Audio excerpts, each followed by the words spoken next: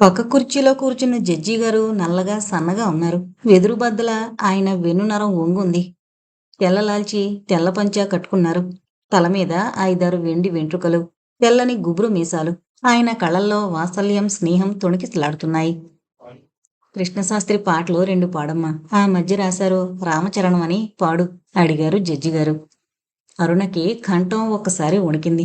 రేడియోలో ఆర్కెస్ట్రా మధ్య గొంతు తడబడినా సర్దుకుపోతుంది.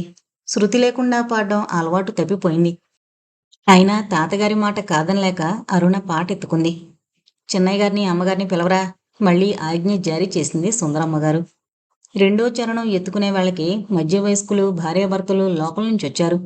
అరుణ పాట ఆపబోయింది. వద్దు, పాట ఆపకు అన్నారు. సుందరమ్మగారు అరుణ చేతిని తన చేతిలోకి తీసుకుంటూ పైకి కనిపించినట్లు ఆ వేళ్లు మెత్తగా లేవు. ఎండిపోయి పొడారిపోయిన ఒరుగులు జ్ఞాపకం వచ్చాయి అరుణకి. మరుక్షణంలో ఆ వేళ్లు మళ్ళీ చల్లగా మృదువుగా ఉన్నట్లే అనిపించింది.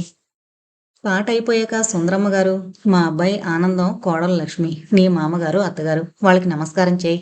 మళ్ళీ ఆజ్ఞ.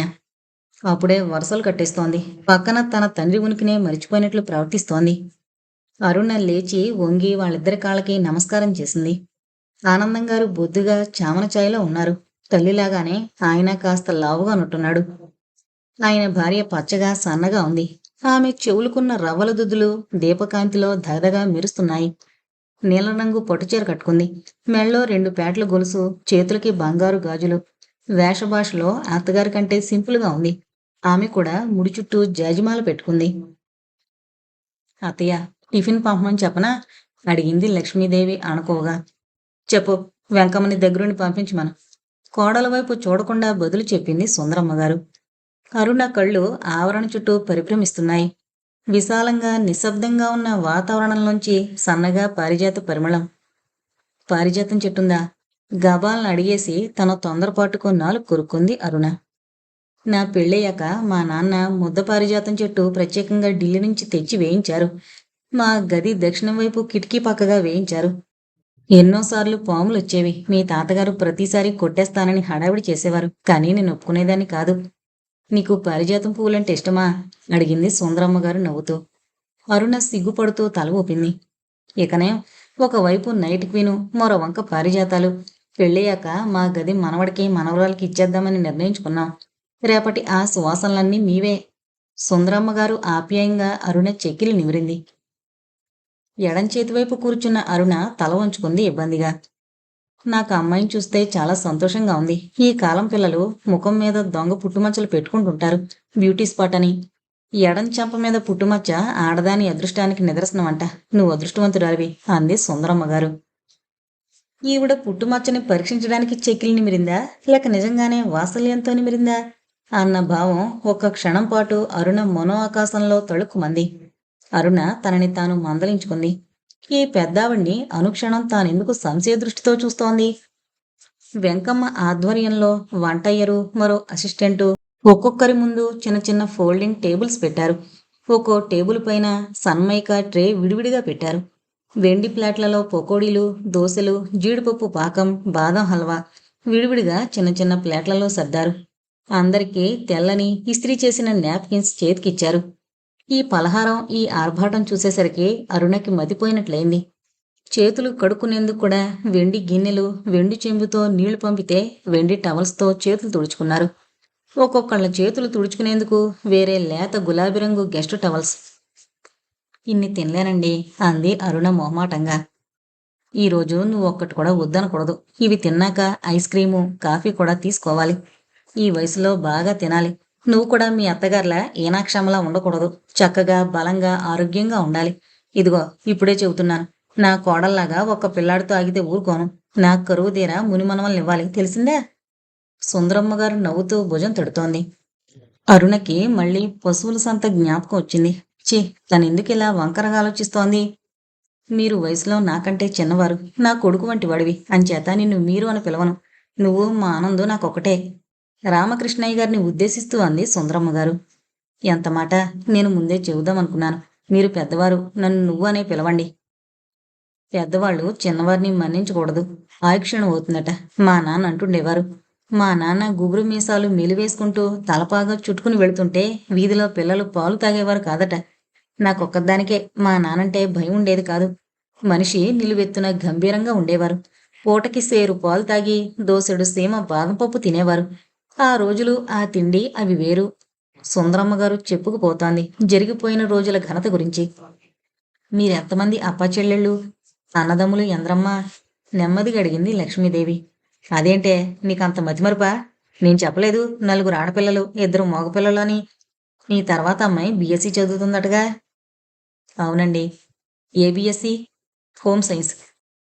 ఇంటి పనులు కాలేజీకి వెళ్ళి నేర్చుకుంటారా ఎక్కడైనా? మరీ చిత్రంగా ఉన్నాయి ఈ రోజుల్లోని చదువులు.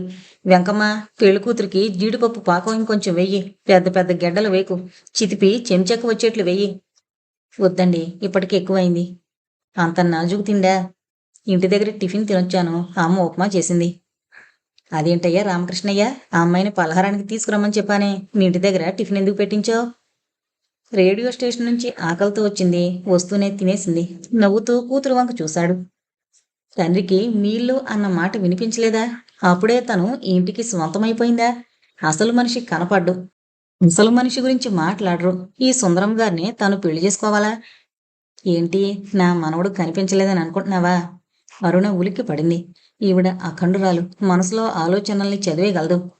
అబ్బే అంటూ తడబడింది. నీకలా ఉండడం సహజమే. మా వాడు బెంగళూరు వెళ్ళాడు, రేపు ఉదయానికి దిగుతాడు.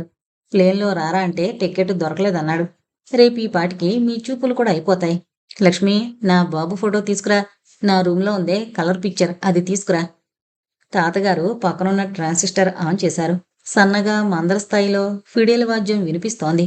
బహుశా నాయుడు గారి రికార్డై ఉంటుంది అనుకుంది అరుణ. మీ రేడియోలో ఆడపిల్లలు చాలామంది ఉన్నారా? అడిగింది సుందరమ్మ గారు. ఉన్నారు.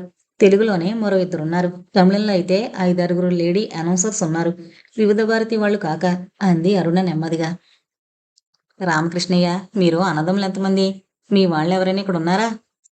ఉన్నారు.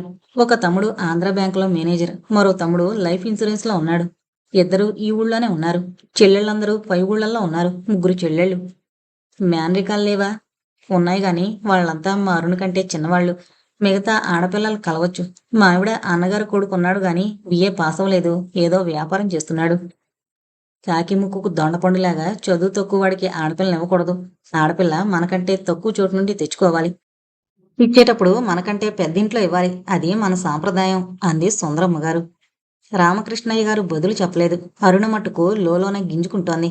తన తల్లిదండ్రులు లేని వాళ్ళని వేలెత్తి చూపుతోందా ఈ సుందరమ్మ గారు? తమ వెంట పడుతున్నారు గాని తాము వెతుక్కుంటూ రాలేదే. నాకు పిల్ల నచ్చింది. నేను అనుకున్న లక్షణాలన్నీ మా అరుణలో ఉన్నాయి. పెద్ద తలకట్టుండాలని, చదువుకున్న చక్కటి పిల్ల కావాలని మీ తాతగారికి మహా కోరికగా ఉండేది. ఏమండి, ఏమంటారు? మన బాబుకి అరుణ ఈడు జోడు అంటారా? నీకు నచ్చితే అందరికీ నచ్చినట్లే. నీ ముద్దుల మనవడు నీ మాట కాదండు. ఈ ఇంట్లో ఈ మామ, ఆ మనవడు వాళ్ళిద్దరి మాటే చెల్లుతుంది. మిగతా మాదేం లేదు. గలగల చిన్నపిల్లాళ్ళ నవ్వారు తాతగారు. ఈ లోపల లక్ష్మీదేవి గారు ఫోటో తీసుకొచ్చింది లోపల నుంచి. ఆ ఫోటో అరుణ చేతికి ఇవ్వబోయినట్లు చేయి జాపి క్షణం తటపటాయించి అత్తగారి చేతికి అందించింది. లక్ష్మీదేవి గారి ఈ చిన్న యాక్షన్ని అరుణ గమనించింది. కానీ గమనించినట్లు తలదించుకుంది. ఇదిగో మనవరాలా, అందంలో మా బాబు నీకేం తీసుకోడు. ఎటొచ్చి రంగు మట్టుకు వాళ్ళ తాతగారు రంగొచ్చింది. దొరబాబులా టీవీగా ఎలా ఉన్నాడో చూడు. 1,00,00,000 మందిలో కాగడ వేసి వెతికినా ఇలాంటి బుద్ధిమంతుడు దొరకడు. రామకృష్ణయ్య, ముందే చెబుతున్నా, నువ్వు బంగారు పూలు దానం చేసావు పోయిన జన్మలో. అందుకే మా బాబు నీ కలుడవుతున్నాడు. సుందరమ్మ గారు ఆ ఫోటో రామకృష్ణయ్య చేతికిచ్చారు. అరుణ గుండె దడదడమంటోంది. వేగంగా ప్రవహిస్తోన్న రక్త ప్రసారం తనకే తెలుస్తోంది. ఏదో భయం, ఉత్సాహం, కుతూహలం. ఈ ఫోటో చూడాలన్న ఆతృత. చూసి చూడగానే ప్రథమ వీక్షణంలో తనకి నిరాశ కలిగితే, తనకి నచ్చకపోతే ఎలా? ఆ పైన ఆ నిరుత్సాహాన్ని తను కప్పిపెట్టుకోగలదా? మనసులో ఆ ఫోటో చూడాలని ఆరాటంగా ఉంది. మళ్ళీ చూడకూడదని ఉంది. చుట్టూ ఉన్న వారంతా తనని గమనిస్తున్నారని అరుణకి తెలుసు. ఏం మనవరాలా, చదువుకున్న దానివి, నీకు సిగ్గేనా? పోనీ గదిలోకి తీసుకెళ్లి చూడు, కరువు తీరా. లక్ష్మి, ఈ ఫోటో మరొకటి ఆల్బంలో ఉంది కదూ, అది తీసి రామకృష్ణయ్యకివ్వు. వాళ్ళింట్లో అందరూ చూస్తారు. అరుణ దడదళ్లాడే గుండెలతో ఆ ఫోటో అందుకొని చూసింది. ప్యాంటు మీద బుషు షర్టు, నీలిరంగు ప్యాంటు, నీలిగీతల బుషు షర్టు, క్రాఫింగు వెనక్కి దూకున్నాడు. ఆ కళ్ళు తనని గుచ్చిగుచ్చి చూస్తున్నట్లయింది. ఒళ్ళంతా రోమాంచితమైంది. ఫోటోలోని ఒక వ్యక్తి ఛాయాచిత్రం ఇంత కదిలిస్తుందా? తన వంక సూటిగా తీక్షణంగా చూస్తున్న ఆ దృష్టి నుంచి కళ్ళు తిప్పుకోలేకపోతోంది. చుట్టూ ఉన్న మనుషులు, ఆ వాతావరణం, సుందరమ్మ గారు అంతా అంతర్ధానమైపోయారు. ఎవరూ జ్ఞాపకం రావడం లేదు, ఆ ఫోటోలోని మూర్తి తప్ప. పేరేంటి అన్న ప్రశ్న అరుణకి తెలియకుండానే పెదవులు దాటి వచ్చేసింది. ఇంతదాకా నా మనవడి పేరే తెలీదా? సరిపోయింది. పేరు తెలుసుకోకుండా స్వయంవరం చేస్తావన్నమాట. నా మనవడి పేరు సుందర రాజారావు. నేను రాజా అని పిలుస్తాను. మీ తాతగారు సుందరం అంటారు. మా ఇద్దరి నాలుకల మీద వాడి పేరు అలా ఆడుతూనే ఉంటుంది. ఇంతకీ మా రాజా నీకు నచ్చాడా చెప్పు అడిగింది సుందరమ్మ గారు. అరుణ కళ్ళు ఎత్తలేకుండా ఉంది. తన కళ్ళల్లో కనబడేటటువంటి ఇష్టాన్ని ఆమె క్షణాల్లో పసిగట్టేస్తుంది. మళ్ళీ మళ్ళీ తనకి ఆ ఛాయాచిత్రాన్ని చూడాలనుంది. ఆ కోరికే తన కళ్ళల్లో ప్రతిఫలిస్తూ ఉంటుంది. బహుశా సుందరమ్మ గారికి తన కళ్ళల్లో మనవడి రూపమే కనపడచ్చు. అరుణ, ఇలా ముందుకురా. సుందరమ్మ గారి కంఠం చాలా మంద్రస్థాయిలో మృదువుగా ఉంది. అరుణ కదల్లేకుండా ఉంది. నాకు కాళ్ళు లేవు తల్లి. నా జీవితంలో ఇది చాలా సంతోషమైన రోజు. ఒక్కసారి దగ్గరకు రా పిలిచింది. అరుణ ఫోటో చేతపుచ్చుకుని మంత్రముగ్ధ వల్లే లేచింది. ఆమె అరుణ చేయి పట్టుకుని ముందుకు లాగి, ఏది ఒక్కసారి నీ కళ్ళవంక చూడని అని గెడ్డం కింద చేయి వేసి తల పైకెత్తింది. అరుణ సూటిగా చూడలేకుండా ఉంది. తన కళ్ళలోని కాంక్షని, ఆనందాన్ని మరెవరికంటా పడనివ్వకూడదు. ఆ భావాల్ని తిలకించే వ్యక్తి దూరంగా బెంగళూరులో ఉన్నాడు. ఒక్కసారి మోకాళ్ళ మీద కూర్చో. అరుణని బలవంతంగా కూర్చోబెట్టి గెడ్డం పైకెత్తి ఆ కళ్ళలోకి సూటిగా చూసింది సుందరమ్మగారు. సుందరమ్మగారి కళ్ళు అచ్చు ఆ ఛాయాచిత్రం కళ్ళల్లా ఉన్నాయి. మామకి మనవడికి మధ్య అంతటి పోలిక. అమ్మమ్మగారు అంది రహస్యంగా అరుణ. ఏంటి తల్లి, నా రాజానికి నచ్చాడా అడిగింది సుందరమ్మగారు. ఆ కంఠంలో సాయంత్రం నుంచి కనిపిస్తోన్న దర్పం లేదు, అధికారం లేదు. ఆ కంఠంలో ప్రేమ, అనునయం. నచ్చారు అంది అతి నెమ్మదిగా. ఆ క్షణంలో అరుణ కనిపించింది. ఈ రుద్దురాలికి కాళ్ళు రెండూ లేని ఈ పెద్ద ముత్తైదువుకి తను మనస్ఫూర్తిగా చెప్పబోయే అంగీకారం చాలా సంతోషాన్ని ఇస్తుందని, ఆమెని ఆ ఆనందాన్నించి ఎందుకు వంచాలి? తన మనసులోని ఇష్టాన్ని చెప్పి ఆమెకి పరిపూర్ణమైన సంతృప్తిని కలిగించాలి. నా బంగారు తల్లి, నా ఇంటి మహాలక్ష్మివి. సుందరమ్మ గారు అరుణ శిరస్సుని ముద్దాడారు గుండెలకి హత్తుకుని. ఆమె కళ్ళు తెడవడం చూసి ఇటు తాతగారు, అటు కొడుకు, కోడలు అందరూ ఆశ్చర్యపోయారు. లక్ష్మి అంటూ బొడ్లోని తాళాల గుత్తి తీసి కోడలి చేతికందిస్తూ, గాడ్రేజీలో పయ్యరలో కొత్త పొట్టచీరుంది, పసుపెట్టి తీసుకున్నా. వెంకమ్మని కొబ్బరికాయ, తాంబూలం అన్నీ సిద్ధం చేయమను. తాంబూలాలా? అవి మంచి రోజు చూసి రామకృష్ణ తడుముకుంటున్నాడు. తాంబూలాల తర్వాతయ్యా, ముందు పిల్లకి పసుపు కుంకుమ పెట్టుకొని రేపు సాయంత్రం 4ంటికి మంచిదట. మా పురోహితుల వారు చెప్పారు. రేపు సాయంత్రం మా రాజా, మా అబ్బాయి, కోడలు, తాతగారు పెళ్లిచూపులకొస్తారు. నేనెందుకు? నేను చూశానుగా. నా కొడుకు కోడల్ని వెళ్ళమను. ముగ్గురు వెళ్ళకూడదు, మీరు ఇంటికి పెద్ద. పిల్లవాణ్ణి దిక్కులేని వాళ్ళ పంపుతారా? అది కాదు సుందరి, నేను శ్రమపడి వెళ్ళలేను. అసలు బాబునొక్కడిని పంపితే చాలదా? మీరు వెళ్లాల్సిందే. అయితే నువ్వురా. పెద్ద కారులో అయితే నీ కుర్చీ కూడా పడుతుంది. అందరం వెళ్ళి చూసొద్దాం అన్నారు తాతగారు. సరే, రేపు 4 దాటాక 6 లోపల మంచిదట. మేం నలుగురం పిల్లవాడిని తీసుకునొస్తాం. చాలా సంతోషం అన్నారు రామకృష్ణయ్య గారు. ఇదిగో, మీరు పెళ్లి చూపులు కానీ పెద్ద హడావిడేం చేయకండి. పిల్లని చూడడం అన్నది ఒక వేడుక అంతే. ఊరికే కంగారు పడకండి.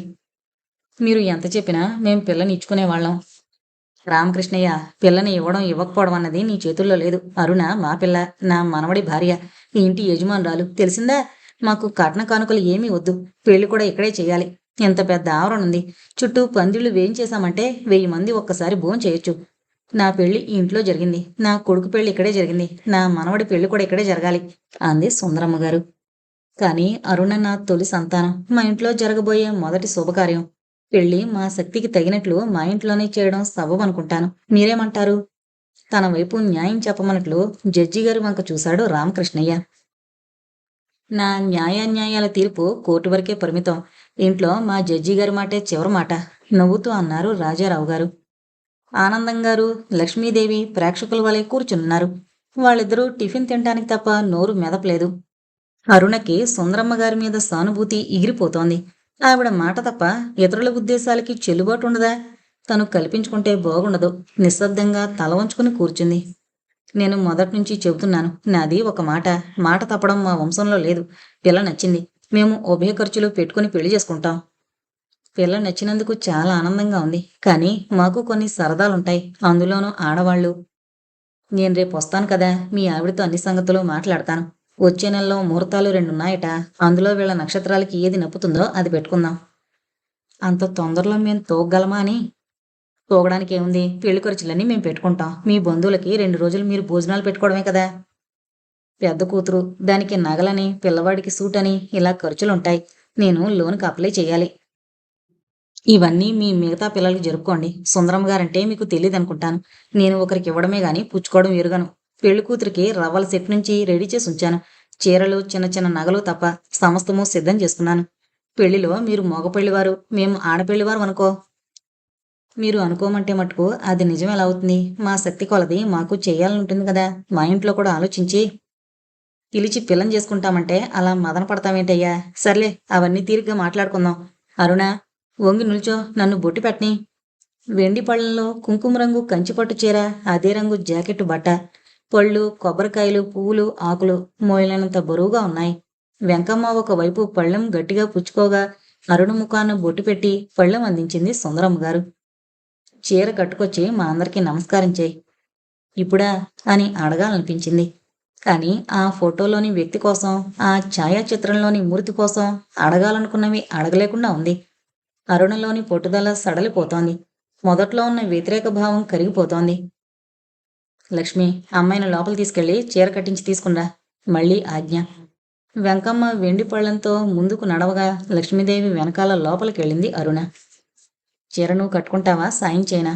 అడిగింది లక్ష్మీదేవి. విశాలంగా ఉన్న తమ బెడ్రూంలోకి తీసుకెళ్ళింది అరుణని. ఈ ఇంట్లోని హాలు తాము ఇల్లంతా కలిపితే ఎంతుంటుందో అంత విశాలంగా ఉంది.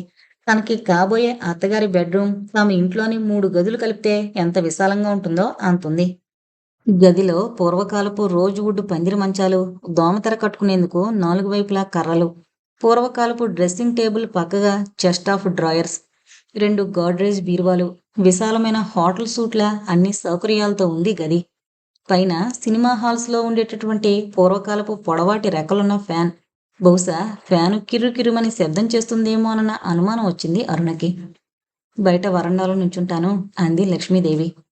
అరుణ సుందరమ్మ గారికి, లక్ష్మీదేవి గారికి గల వ్యత్యాసాన్ని, వారి స్వభావాల్లో గల వైరుధ్యాన్ని పరిశీలిస్తోంది. సుందరమ్మ గారు అన్నీ తన చేతి మీద జరగాలనుకుంటుంది. ఆఖరికి పెళ్ళికొడుకు ఫోటో కూడా తన చేతుల మీద ఇవ్వాలనుకుంది. ఇచ్చింది. కానీ ఈ లక్ష్మీదేవి అత్తగారికి సరిగ్గా వ్యతిరేకం. ఏ విషయంలోనూ ముందుకు రాదు, ఏమీ కల్పించుకోదు.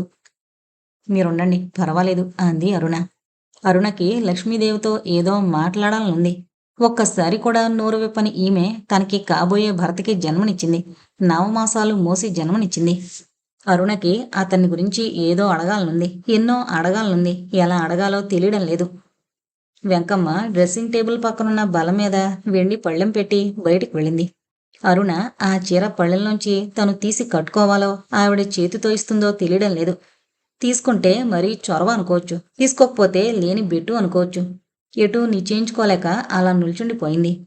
డ్రెస్సింగ్ టేబుల్ ముందు అద్దంలో నిలువుగా తన ప్రతిబింబం, తన వెనక తనని పరిశీలిస్తున్న లక్ష్మీదేవి గారి కళ్ళు. తన మనసులోని సంశయాన్ని గ్రహించుకున్నట్లు, చీర తీసుకుని కట్టుకో అంది క్లుప్తంగా. ఇప్పుడు ఇవన్నీ ఎందుకు? మొహమాటంగా అంది అరుణ. మా అత్తగారు ఎవరు చెప్పినా వినరు. ఆవిడ్ని ఎదిరించి ప్రయోజనం లేదు. ఆవిడ చెప్పింది చేసేయడంలో సుఖం ఉంది. ముందు ముందు నీకే తెలుస్తుంది.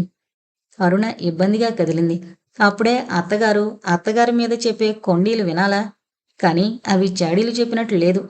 ఉన్నది ఉన్నట్లు చెప్పినట్లుంది అంతే. అరుణ చీర కట్టుకుంది. లక్ష్మీదేవి ఒక్కసారి అరుణ వంక పరిశీలనగా చూసి, ఈ రంగు నీకు బాగా సరిపోయింది. మా అత్తగారు ఎర్రని మనవరాల కోసం ఏరుకోరి తెచ్చారు అంది. ఆ మాటలు విక్రింపుగాను లేవు, మెచ్చుకున్నట్లు లేవు. అరుణకి లక్ష్మీదేవి స్వభావం తమాషాగా అనిపించింది. గోడ మీద లక్ష్మీదేవి ఎన్లార్జ్ ఫోటో, ఒళ్ళో పాపతో. అరుణ ఆ ఫోటో వంక, లక్ష్మీదేవి వంక మార్చి మార్చి చూసింది. ఆ ఫోటోలోని పాప ఏది అన్నట్టుగా అడుగుతున్నాయి అరుణ కళ్ళు.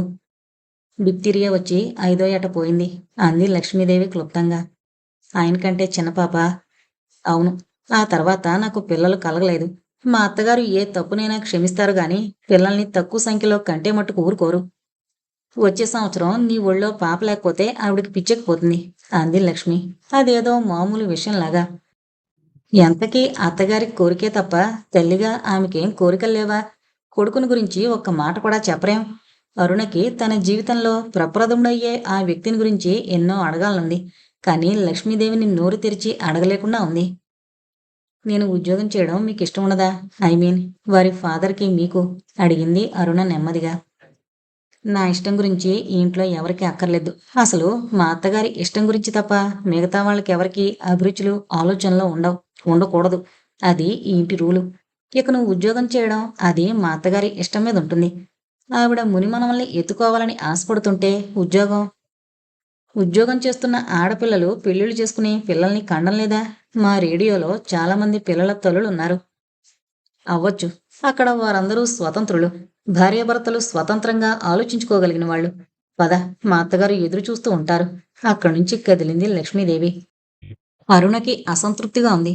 లక్ష్మీదేవి గారు మాటలు రాని పిండి బొమ్మ కాదు, భావాలు లేని కర్రబొమ్మ కాదు. ఒక రకమైన గోడ కట్టుకుని ఆ గోడ లోపలే బతుకుతోంది. ఆమెను చూస్తే అరుణకి పట్టుపురుగు తన చుట్టూ కట్టుకునే గూడు జ్ఞాపకం వచ్చింది. ఆ గూడు వదిలి బయటకు రావడం ఇష్టం లేనట్టుగా ఉంది. అందరూ ఉన్న చోటుకొచ్చింది అరుణ. నడిచొస్తోన్న అరుణని, దీపాల కాంతి కింద నుంచి వస్తోన్న అరుణని కన్నార్పకుండా చూస్తున్నారు సుందరమ్మ గారు. ఆమె కళ్ళల్లో ఆనందం, ఒక రకమైన అతిశయం చోటు చేసుకున్నాయి.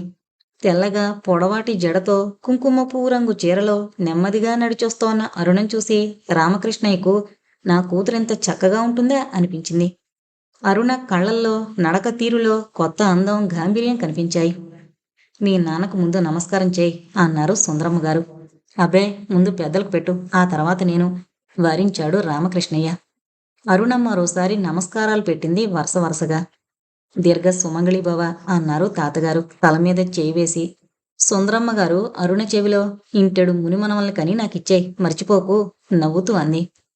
అరుణకి ఆమె మాటిమాటికి పిల్లల విషయం ఎత్తడం చికాగ్గా ఉంది. మళ్ళీ జాలిగానే ఉంది. చాలా ఆలస్యమైంది, ఇక సెలవిప్పించండి అడిగారు రామకృష్ణయ్య గారు. అప్పుడేనా? అసలు వచ్చినట్లే లేదు. సుందరమ్మ గారు అరుణ చెయ్యి తన చేతిలోకి తీసుకునన్నారు. ఇంటి దగ్గర వాళ్ళమ్మ ఆత్రంగా ఎదురు చూస్తూ ఉంటుంది. మీకు తెలియదేముంది, తల్లి కదా. ఆగిపోయాడు రామకృష్ణయ్య. లక్ష్మి, రంగయ్యని కారు తీసుకుని రమ్మని చెప్పు. పెద్ద కారు తీయమను. వెంకమ్మని పలహారాల బొట్లు కారులో పెట్టమను అన్నారు సుందరమ్మ గారు. ఎందుకండి ఇవన్నీ? అదేంటి, ఇంట్లో పిల్లలున్నారు, తింటారు. పరాయి వాళ్ళకిస్తున్నానా? ఇదంతా మీ అమ్మాయి సొమ్మే కదూ. రేపు 4 దాటాక మేమొస్తాం. వాళ్ళిద్దరూ ఒకరినొకరు చూసుకున్నాక ముహూర్తం పెట్టుకుందాం అంది సుందరమ్మ గారు. పెద్దగా వెడల్పుగా ఉన్న కారు మెట్ల కింద ఆగింది. వెంకమ్మ, వంటపంతులు బుట్టలన్నీ సర్దారు ముందు సీట్లో. కారు దాకా వచ్చి అందరూ వీడుకోలు చెప్పారు. ఈ కారుని ఎయిర్ కండిషన్ చేయలేదు, కానీ ఇంపాలా కావడం చేత విశాలంగా వెనక పడుకునేంత వెడల్పుగా ఉంది. కారు కదిలింది. ఆవరణలోంచి గేట్లు దాటి బయటకొచ్చింది. అరుణ తన హ్యాండ్ బ్యాగ్ని గట్టిగా పట్టుకుని కూర్చుంది. అందులో అతని ఫోటో ఉంది. కారు ఎక్కబోతుంటే సుందరమ్మ గారు, ఇదిగో నీ సొత్తు, తీసుకెళ్ళి మీ వాళ్ళకి చూపించు. ఇది నా ప్రాణం కూడాను, ఆ విషయం మర్చిపోకు అంది కవరు చేతికిస్తూ నెమ్మదిగా రహస్యం చెబుతున్నట్లు. అరుణకు తెలుసు అది సుందర్ రాజారావు ఫోటో అని. సుందరమ్మ గారికి అమోఘమైన జ్ఞాపశక్తి ఉందన్నమాట, మర్చిపోదు. కారు ఇంటి ముందాగేసరికి తల్లి, పిల్లలు అంతా గేటు దగ్గరకు వచ్చారు. వాళ్ళంతా వీధి వాకిట్లోనే తమ రాక కోసం ఎదురు చూస్తున్నారు. అందరి మొహాల్లో ఉత్సాహం, ఒక విధమైన ఆతృత. కారులోంచి బుట్టలు తీసుకొచ్చి ముందు హాల్లో పెట్టాడు డ్రైవర్. సావిత్రమ్మ గారు కొత్త పట్టుచీరతో, జాజి పువ్వుల పరిమళాలతో కారు దిగిన కూతురుని చూసి విషయం గ్రహించుకుని అరుణని 2 చేతుల మధ్యకి తీసుకుని గట్టిగా గుండెలు కదుముకున్నారు. అరుణ వంగి తల్లి కాళ్ళకి దండం పెట్టింది. 1000 ఏళ్ళు పిల్లాపాపలతో వర్ధిల్లు, నీ చీర నలిగిపోతుంది అంది సావిత్రమ్మ గారు బొంగురు కంఠంతో. అక్కడ ఎలా ఉంది? పెళ్ళికొడుకు నచ్చాడా? వాళ్ళేమన్నారు? గొక్క తిప్పుకోకుండా ప్రశ్నలు వేస్తున్నారు సావిత్రమ్మ గారు. పిల్ల సుందరమ్మ గారికి నచ్చింది. రేపు సాయంత్రం పెళ్లి చూపులకు వస్తున్నారు. అతను బెంగళూరు వెళ్ళాడట, రేపు ఉదయం వస్తాడు. వచ్చే నెల ముహూర్తం పెట్టమంటున్నారు రామకృష్ణయ్య అన్నాడు సావిత్రమ్మతో. అంత తొందరగానా? మనం తోగలమా? పెళ్లి వాళ్ళింట్లో చేస్తారట, ఖర్చులన్నీ వాళ్లే పెట్టుకుంటారట. అదేంటండి, ఆడపిల్ల పెళ్లి చేయలేనంత గతి లేని వాళ్ళమా? ఈ పెళ్లి మన ఇంట్లోనే జరగాలి. నేను ఏమైనా సరే ఒప్పుకోను. ఇదిగో నీ శపథాలు అది తరువాత. రేపు వాళ్ళు పెళ్లి చూపులకు రాబోతున్నారు. ఏం కావాలో రాసి తర్వాత భోజనాలు పెట్టు. తొందరగా పడుకుంటే పొద్దుటే లేవచ్చు. అదేంటండి, ఒక్క ముచ్చట కూడా చెప్పకుండా భోజనం అంటారు? మీరు వెళ్ళాక కొడంబాక నుంచి పార్వతమ్మ గారు వచ్చారు. ఎవరు? అదే పురుషోత్తం గారు. రాణి కంపెనీలో మేనేజర్గా ఉన్నారే, ఆయన భార్య. ఆవిడకు సుందరమ్మ గారు బాగా తెలుసునట. మన అమ్మాయి గురించి ఆవిడని కూడా అడిగారట. రామకృష్ణయ్య మాట్లాడలేదు. ఇప్పటికి ఓ 50 సంబంధాల దాకా చూశారట. పిల్ల నచ్చక, కుటుంబం నచ్చక వదులుకున్నారట. మన అరుణ అదృష్టం గురించి ఒకటే పొగడ్డం. రాబోయే పెళ్లి కూతురికి నగల దగ్గర నుంచి చేయించి పెట్టారట. అవన్నీ విన్నాను గాని ముందు రేపటి ప్రయత్నాలు చూడు. అక్క, ఫోటో చూసావా? బావ ఎలా ఉంటారు? నీకు నచ్చాడా? అడిగింది సుశీల. అరుణ, ఫోటో మీ అమ్మకు చూపించమ్మా, మన వాళ్ళని కూడా చూడండి, నవ్వుతూ అన్నాడు రామకృష్ణయ్య. అరుణ ముఖం ఎర్రగా అయింది. నిజానికి ఆ ఫోటోని ఎవరికీ చూపించాలని లేదు. బదిలంగా తన దగ్గరే ఉంచుకోవాలనుంది. ఏది, ఆ అబ్బాయి ఫోటో ఇచ్చారా? ఇలా ఇవ్వు. అరుణ తల ఉంచుకుని హ్యాండ్ బ్యాగ్లోంచి కవర్ తీసిచ్చింది. అక్క, ఈ చీర నీకు చాలా బాగుంది. బిఏ పాస్ అయినప్పుడు నాన్నగారు ఉలివిలులో ఇదే రంగు కొన్నారు కదూ? అడిగింది సుశీల. అవును. అయితే అది ప్లెయిన్గా ఉంది. దీనికి జరి అంచు వల్ల అందం వచ్చింది. సుశీల మాటలు అరుణ చెవుల్లోకి వెళ్లడం లేదు. తల్లివంక చూస్తోంది. తల్లికి ఆ ఫోటోలోని వ్యక్తి నచ్చుతాడా? ఏమనంటోంది? పిల్లవాడికే దొరబాబులా ఉన్నాడు, నా తెల్ల దృష్టివంతురాలు. అమ్మా, నన్ను చూడనివ్వు. బావ ఎలా ఉంటాడో మేం మటుకు చూడొద్దా? రాజేష్ ఖన్నాలా ఉన్నాడు. నీ మొహం. రాజేష్ ఖన్నా బూరుబొగ్గులు వేసుకుని ఉంటాడు. బావ అమితాబ్ బచ్చన్లా ఉంటాడు. ఏయ్, ఆ కొంగ మెడకు బావకు పోలిక లేదు. ఆ మధ్య తెలుగు సినిమాలో చూశాను. ఒక హిందీ యాక్టర్, పెద్ద కళ్ళు, అదే అనంతనాగ్, అతన్లా ఉన్నాడు. రామకృష్ణయ్య గారికి వీరి మాటలు నవ్వుగాను ఆశ్చర్యంగాను అనిపిస్తున్నాయి. వీళ్ళకి సినిమా తారలు తప్ప మిగతా వాళ్ళు కనిపించరా? ప్రతి మనిషిని సినిమా వాళ్ళతో పోల్చి ఎందుకు చూస్తారు? సావిత్రి, ఏర్పాట్లు ఆలోచించావా? ఎక్కువ ప్రయత్నాలు చేయకు. వాళ్ళు 5గురు వస్తారు. అంటే సుందరం గారు కూడా వస్తారా? అవును. ఆవిడకు కాళ్ళు లేవటగా. చక్రాల కుర్చీలోంచి కారులోకి మారుస్తారు కాబోలు. ఒక స్వీటు, హాటు, పలహారాలు చాలు. అవన్నీ భోజనాలేక మాట్లాడుకుందాం. ముందు అరుణమ్మ కుప్పు తీసేయాలి. నరుడు కాళ్ళకి నలరాయి కూడా బదలవుతుందట. అమ్మా, నీకంతా చేదస్తాం. త్వరగా అన్నం పెట్టు, నేను చీర మర్చుకొస్తాను. సుశీల, ఆ బుట్టలో మల్లెపూల దండ ఉన్నట్లుంది, తీసి పెట్టుకో. ముందు అమ్మకిచ్చి తర్వాత పెట్టుకోండి. దుడ్లో పువ్వులా? అనుకుంటా, అంది అరుణ. పార్వతమ్మ గారు చెప్పింది. సుందరమ్మ కాలికి బంగారు పాంజేలు పటాలు పెట్టుకునేవారట. ఇంట్లో చాలా వెండి సామాను ఉందట. ఏమో, నేను ఆవిడ కాళ్ళకేసి చూడలేదు. ఇంకా ఏం మాట్లాడింది? నా ఉద్యోగం, చదువు, పాట పాడమన్నారు. పాడావా? నువ్వేగా వెళుతుంటే చెప్పావు. పాట పాడమంటే పాడాలని, నమ్రతగా ఉండమని. మరుండద్దా? ఆడపిల్లలు పొగరుమోతుగా ఉంటే పెళ్ళిళ్ళు అవుతాయా? అసలు సుందరమ్మ గారు ఒక పట్టాన్ని తృప్తి పడరట. 2-3 పిల్లలు నచ్చినా పొగరుమోత్తనంగా ఉన్నారని ఒప్పుకోలేదట. అంటే గంటలోనే అవతల వాళ్ళని పొగరని కనిపెట్టిందా? అది కాదట. ఒక పిల్ల బెల్స్ వేసుకుందట, మరో అమ్మాయి స్లీవ్లెస్ వేసుకుందట. అందుకని వద్దనుకున్నారట. చదువుకుని అందంగా ఉన్న సాంప్రదాయమైన పిల్ల కావాలని గాలిస్తోంది. ఎన్నాళ్ళకి నువ్వు నచ్చావు. నీకక్కడ రాసి పెట్టింది. ఏమేం నగలు చూపించారు? ఏం నగలు? అదే నీకు చేయించినవి. ఏంటమ్మా నీ ప్రశ్నలు? ఆవిడ అంతే. ఎంతకీ నగలు తమ వైభవం తప్ప మరో మాట లేదు. మీ అత్తగారు మంచిదేనా? ఇదిగో అమ్మా, నువ్వు కూడా ఇప్పటినుంచే వరసలతో పిలిచావంటే ఊరుకోను. ముందే అత్తగారు మాంగారు ఏంటి? పోనీ సుందరమ్మ గారి భర్త అంటే తాతగారు.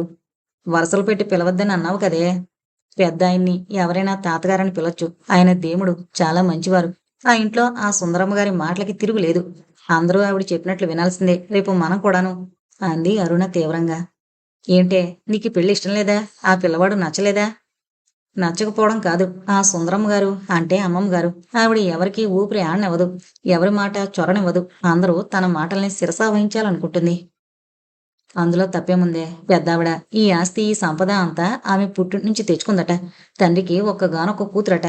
మనవడంటే ఆవిడకు పంచ ప్రాణాలట. ఇవన్నీ ఆవిడ వెళ్ళగానే చెప్పారు. అవన్నీ విన్నా. అమ్మా, ఒక మాట అడుగుతాను చెప్పు.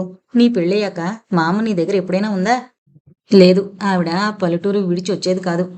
అంచేత ఈ ఇంట్లో నీది పై చెయ్యి. కానీ ఎల్లకాలం నీదే పై చెయ్యవ్వాలని అందరూ నువ్వు గీచిన గీటు దాటకూడదని అనుకుంటే అవతల వాళ్ళు ఊపిరాడకి గింజుకుని చేస్తారు.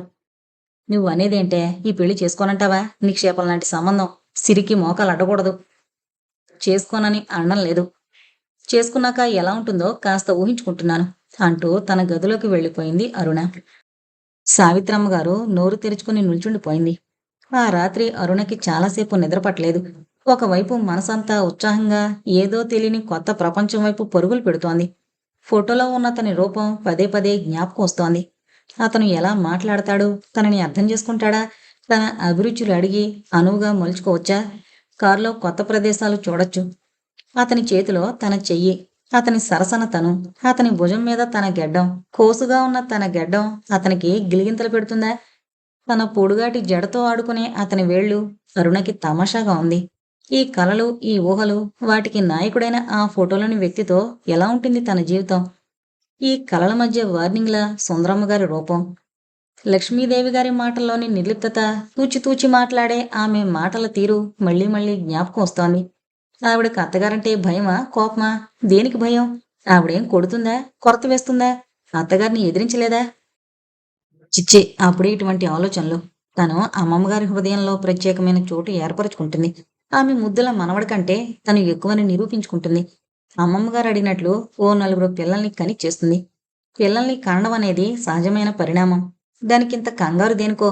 కానీ కేవలం పిల్లల కోసమే పెళ్ళిళ్ళు చేసుకుంటారా? ఈ పెళ్ళిళ్ళకి పిల్లల్ని కనడం వంశాభివృద్ధి తప్ప వేరే విలువ లేదా?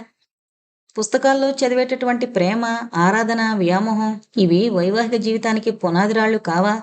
ఆ ప్రేమ, ఆరాధన అతనికి తనపైన కలగదా? ఎందుకు కలగదు? వ్యక్తినైనా చూడకుండా ఆ ఫోటోలో ఉన్న ముఖాన్ని తాను ఇన్నిసార్లు తలుచుకుంటోందే, అతను తనని గురించి తలచుకోడా? అతను కూడా తనని టీవీలో చూశాడా? ఆ రోజు టీవీలో తన జడ ముందుకు పడిందా? జ్ఞాపకం లేదు. ఆ టీవీ నాటకంలో బహుశా అప్పుడే జడ ముందుకు పడి ఉంటుంది. తన జడతో అతను ఆడుకుంటాడు. పొడవాటి తన వెంట్రుకలతో అతని చుట్టూ ప్రేమ తెరలు కడుతుంది. ఆ తెరలని చీల్చుకుని లోనికి ఎవరినీ రానివ్వదు. అతడు తనవాడైనప్పుడు, తన ప్రేమలో బందీ అయినప్పుడు బయట ప్రపంచంతో పనిలేదు. బయట ప్రపంచం అంటే సుందరమ్మ గారు. తనకెందుకీ సుందరమ్మ గారి భయం? పెద్దావిడ బ్రతికినన్నాళ్ళు బ్రతకదు. పిల్లలతో ఆడుకుంటూ కాలం వెళ్లదీస్తోంది. తను ఆ ఇంటికి వెళ్ళాక అతనితో చెప్పి సుశీల కూడా మంచి వరుణ్ణి తేవాలి. అశోక్ లేలాండ్స్లో చాలా మంచి జీతాలుంటాయట. ఎవరినన్నా ఇంజనీర్ని వెతకమని చెప్పాలి. నాన్నకి బరువు కాకుండా తనకు వరుడు లభించాడు. సుశీల కూడా మంచి పిల్లవాణ్ణి వెతకాలి. అతను ఇలాంటి మాటలు వింటాడా? ఎందుకు విండు? ఇందులో తప్పేముంది? తనకు కావలసొచ్చినప్పుడు తన వాళ్ల బాగోగులు కనుక్కోవద్దా? అతను ఎవరినైనా ప్రేమించుంటాడా? ఎంతమంది పెళ్లి కూతుళ్ళని చూశారట. ఒక్క పిల్ల కూడా అతని కంటిని ఆకర్షించలేదా? అరుణకి ఒక్కసారిగా జెలసీ వంటి భావం కలిగింది. అతనికి పెళ్లి కూతుళ్ళు నచ్చి ఉండరు. వాళ్ళని చూసుండడు. తన వంకే చూస్తాడు. తనొక్కతే అతని హృదయ రాణవుతుంది. ఆ హృదయంలో మరెవ్వరికీ చోటుండదు, ఉండబోదు. ఆలోచనలతో, కలలతో నిద్రలో కొరిగింది అరుణ.